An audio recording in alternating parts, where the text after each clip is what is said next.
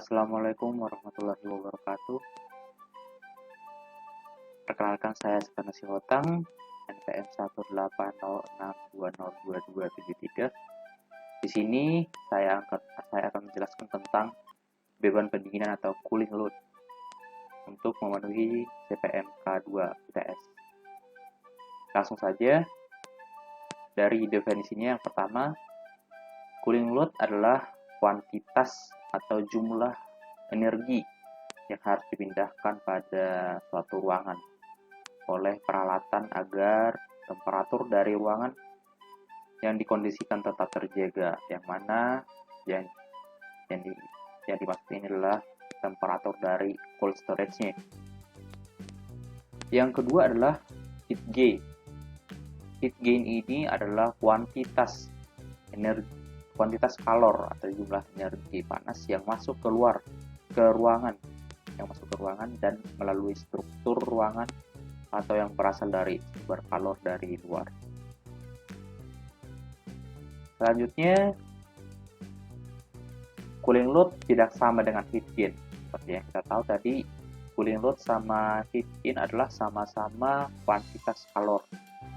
Jadi, kalor yang diterima oleh suatu ruangan melalui berbagai sumber, baik dari matahari, penerangan penghuni, peralatan, dan lainnya, tidak secara langsung meningkatkan temperatur ruangan.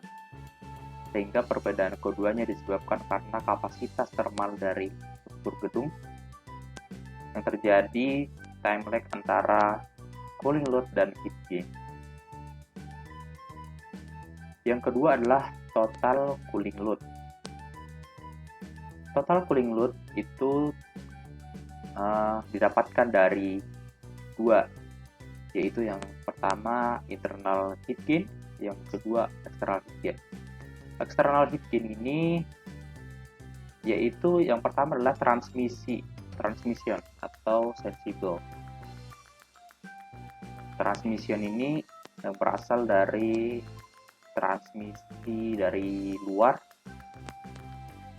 Yang kedua adalah solar radiation yang juga sensible. Air ventilation yang terbagi menjadi dua, yang itu sensible dan juga laten.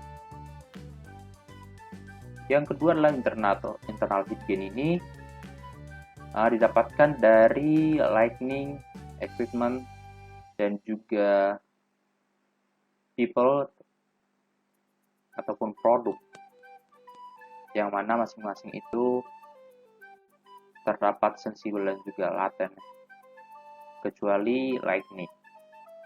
Dari eksternal dan internal ini nanti dijumlahkan menjadi cooling load. Selanjutnya adalah beban produk. Panas uap air ini akan dihilangkan dengan pendinginan laten atau kondensasi pada temperatur tersebut. Sedangkan panas respirasi akan dihilangkan dengan pendinginan sensible.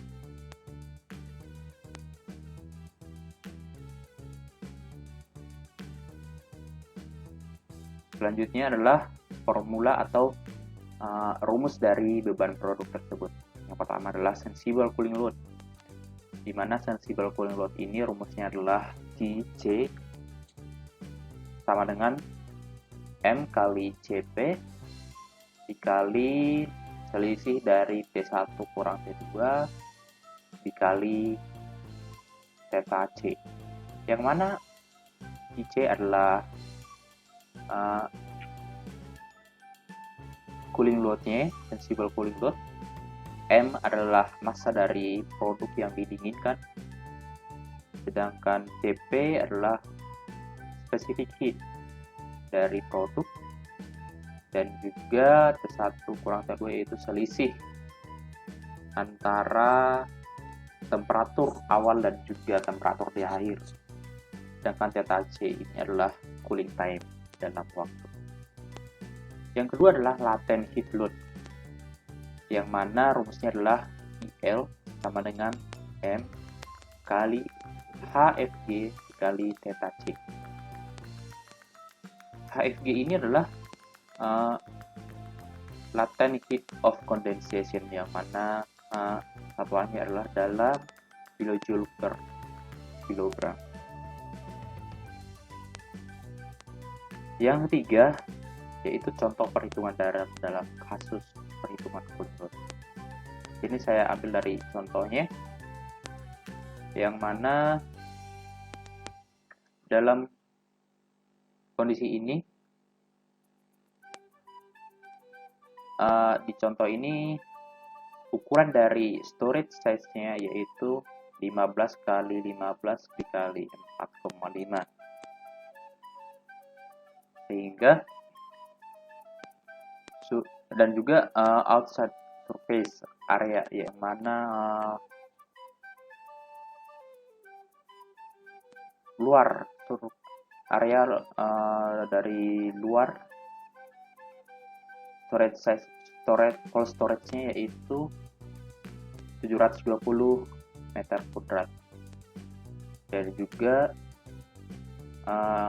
ukuran dalam dari cold storage-nya yaitu 14,7 kali 14,7 dikali 4,2, berarti ketebalan dari cold storage-nya yaitu 0,3, bisa kita lihat dari 15 kurang 14,7, 0,3 meter, sehingga volumenya adalah 908 meter kubik. Dan juga insulation ini terbuat dari poliuretan, dan nilai dari K-nya 1,3 kJ per meter kuadrat per cm per derajat Celcius, dan koefisien transmisinya adalah 1,1 kJ per hour per meter kuadrat per derajat Celcius. Selanjutnya diketahui juga ambient condition at harvest, atau pada panen, kondisi produk pada saat panen yaitu 30 derajat Celcius dan juga RH-nya 50%.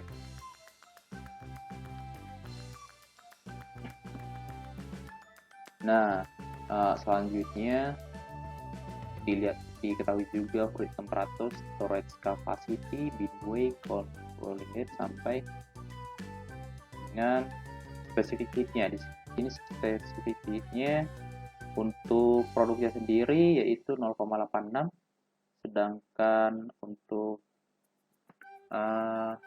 wood beans atau ini tempat penyimpanan dari virusnya yaitu 0,5.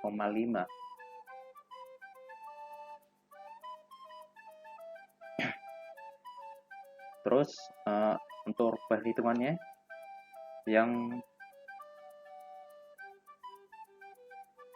A adalah load during cooling and filling storage dari perubahan temperatur TD, temperatur difference dari 30 derajat ke minus 1,1 derajat Celcius. Yang pertama adalah building transmission load, yang mana dari rumusnya adalah area surface-nya yang tadi kali U 1,1 kJ ke temperatur difference dikali waktunya yaitu 24 jam, didapatkan sekian. Terus yang kedua, air change load from door opening didapatkan 45,876 kJ per 24 tahun. Yang produk cooling dibagi menjadi dua, yaitu pada first day dan juga second day. Pada first day dan juga second day dapat kita lihat jumlah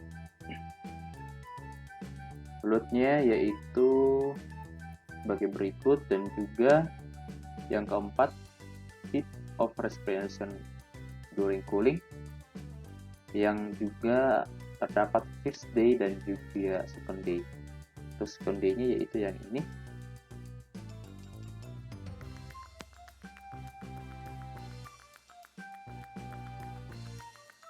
Selanjutnya adalah miscellaneous heat load,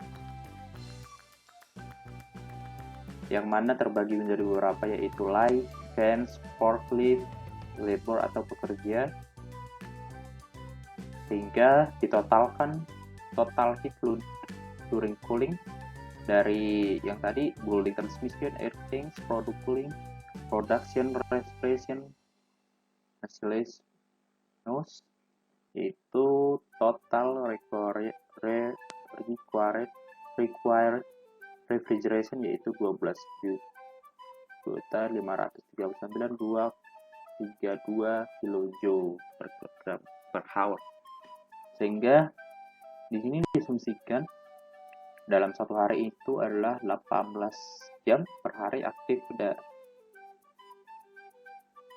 equipment refrigerasinya beroperasi, sehingga dibagi menjadi 18 menjadi 696,624 kJ per hour. Dan pada B adalah load curing normal storage operation. Di sini pada RH 70%.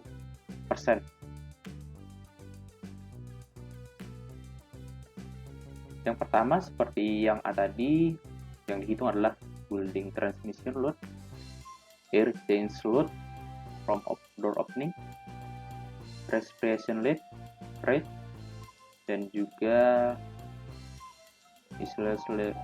head load yaitu light, bench, and labor atau orangnya. Sehingga dijumlahkan building transmission, air change, product load, dan miscellaneous, total required refrigeration-nya yaitu 757.895 kJ per hour. Dan diasumsikan peralatan dari refrigerasi itu beroperasi selama 18 jam per hari, sehingga dibagi 18 juga didapatkan 42.105 kJ per hour.